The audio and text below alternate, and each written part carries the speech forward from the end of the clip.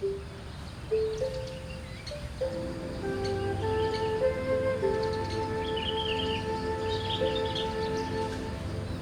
bukit dan Sungai Opak di Desa Prambanan, Jawa Tengah. Keduanya adalah saksi bisu drama kehidupan di perbatasan Yogyakarta dan Solo. Masyarakat yang tinggal di lereng bukit sejak berabad silam harus berpindah tempat setiap kali gempa mengguncang kawasan Candi Prambanan.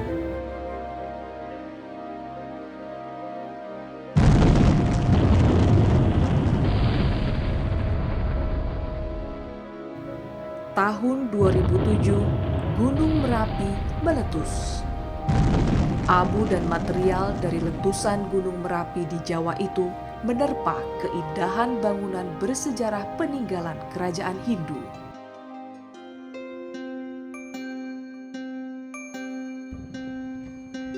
Beberapa stupa jatuh terkena getaran gempa.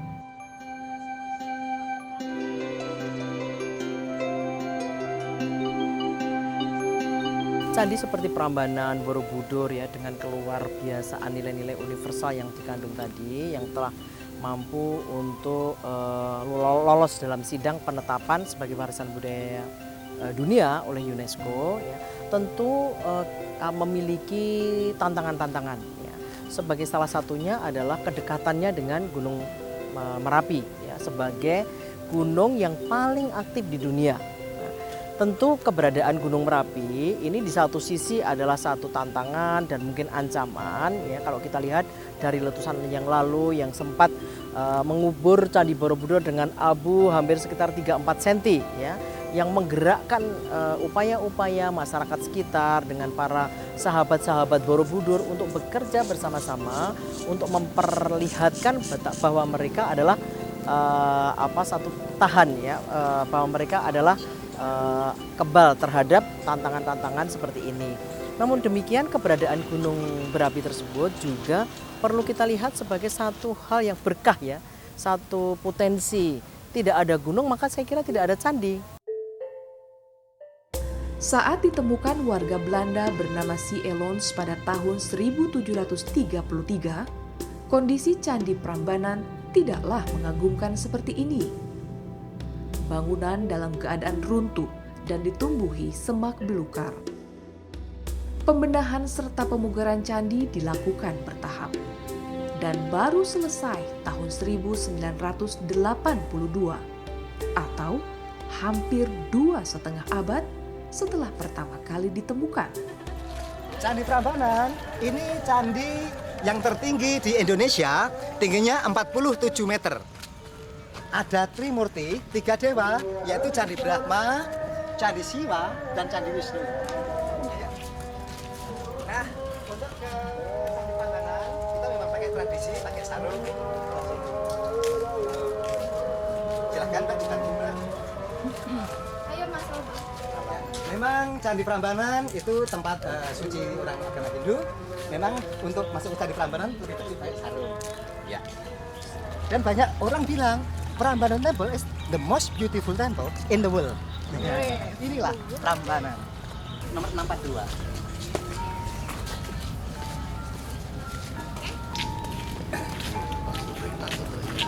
Nah, ini sekarang kita udah masuk komplek percandian Prambanan dengan total candi jumlahnya 240 bangunan candi. Tetapi yang 222 candi dalam keadaan runtuh dan sekarang baru 18 buah candi yang sudah selesai diperbaiki, rebuild. Adik-adik, ini Candi Prambanan, candi Hindu dibangun dinasti Sanjaya abad ke-8. Di sini ada Trimurti, Candi Brahma, Siwa, dan Wisnu.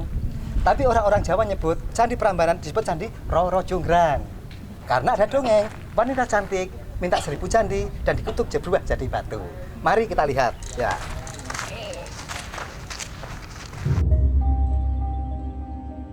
Kompleks Candi Prambanan dikelilingi 224 candi dalam berbagai ukuran.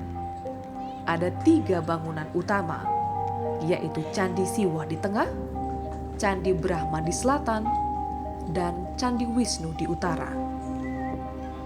Nama-nama candi sesuai dengan patung dewa itu ditempatkan. Hanya pada Candi Siwa terdapat 4 patung, yaitu patung Siwa, patung Ganesha, patung Agastya, serta patung Dewi Durga Mahasisura Mardini. Dalam legenda, patung Dewi Durga disebut sebagai sosok Roro Jonggrang. Di depan bangunan utama terdapat 3 candi lebih kecil sebagai perlambang kendaraan 3 dewa. Candi Nandi yang berarti kerbau merupakan kendaraan Siwa. Candi Angsa kendaraan Brahma, dan Candi Garuda tunggangan Dewa Wisnu.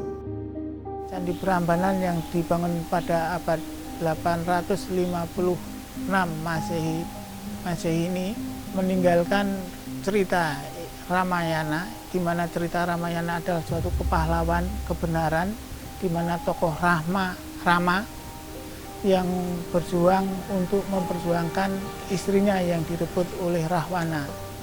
Peperangan antara 2 kerajaan, yaitu Alangkadiraja di mana dikuasai oleh Rahwana, ini bisa dimenangkan oleh Rama. Dengan kemenangan ini menunjukkan bahwa kebenaran akan menang atas kekalahan. Inilah pelajaran yang bisa dipetik dari cerita Ramayana. Seluruh pagar tembok yang mengelilingi bangunan Candi Prambanan terpahat relief. Beberapa di antaranya menggambarkan makhluk dan replika gunung. Ceritanya nyambung terus. Di samping Ramayana, di sini banyak patung-patung. Ini dewa-dewa penjaga arah mata angin. Utara, selatan, timur, barat. Ini semuanya asli buatan abad ke-8. Berarti patung-patung sini umurnya 12 abad, 1200 tahun. Ya. Pada pagar tembok Candi Siwa dan Brahma tersambung epos tersohor, Ramayana, yang dipahat searah jarum jam. Dari relief-relief yang ada di Candi Siwa, Wisnu maupun Brahma, dari relief-relief inilah kita bisa memperkirakan kehidupan-kehidupan pada masa lampau sekitar abad 9-10. Candi Prambanan berjarak sekitar 20 km dari Yogyakarta. Akses ke Candi Prambanan relatif mudah karena berdekatan dengan jalan raya yang menghubungkan 2 kota, Yogyakarta dan Solo, Jawa Tengah. Sebagian masyarakat setempat lebih mengenal Candi Prambanan sebagai Candi Roro Jonggrang. Ini terkait dengan legenda Roro Jonggrang, tragedi kisah asmara seputar pembangunan candi yang dibangun pada abad 9 Masehi.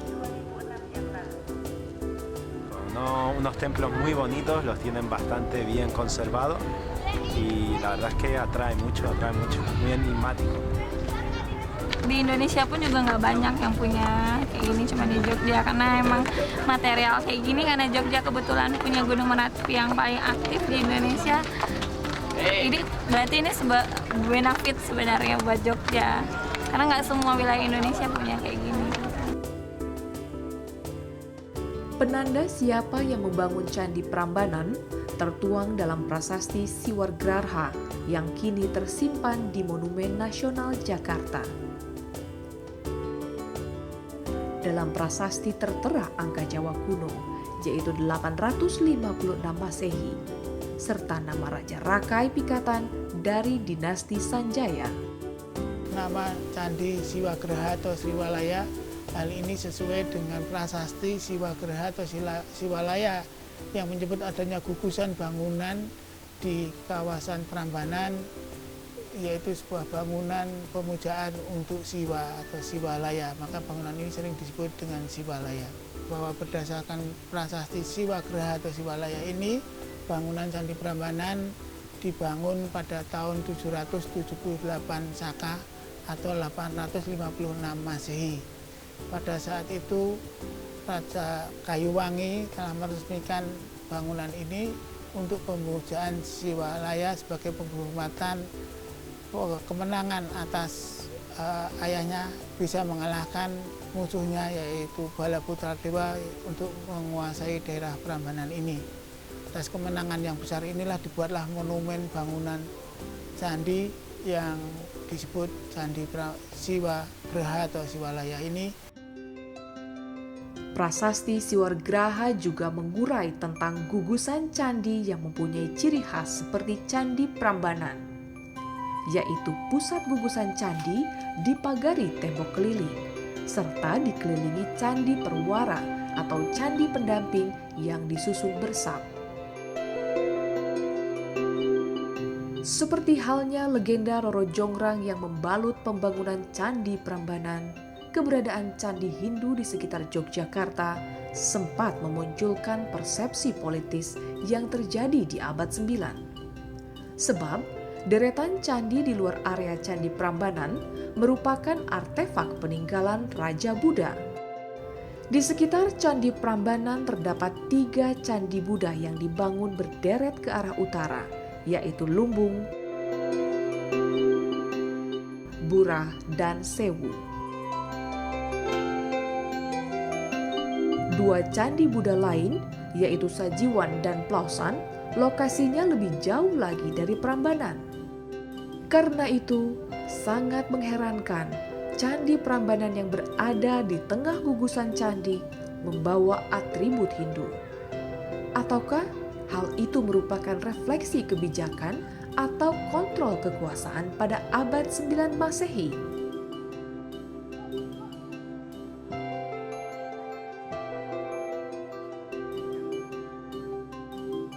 Seperti putaran roda zaman, halaman Candi Prambanan kembali sepi, manakala matahari mulai condong ke barat. Kompleks candi pun terasa sunyi, seolah menyimpan rapat-rapat kisah Ramayana yang terpahat pada dinding pagar Candi Siwa dan Brahma.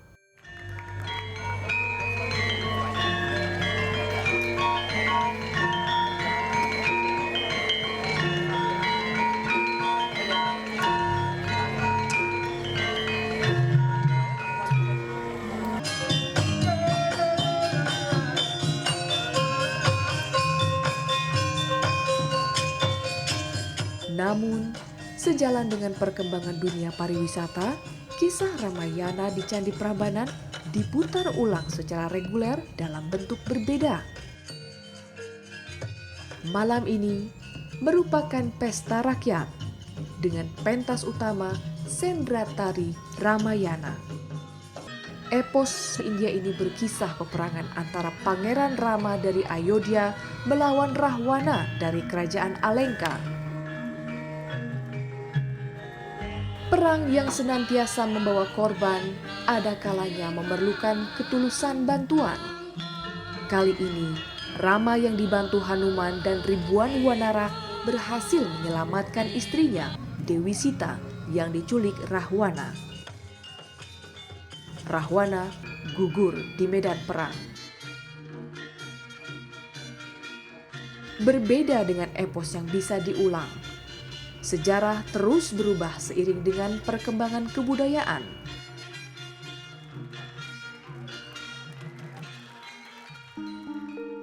Bahwa candi ini nilai-nilai pentingnya masih hidup ya dalam masyarakat, dalam kehidupan sehari-hari masyarakat.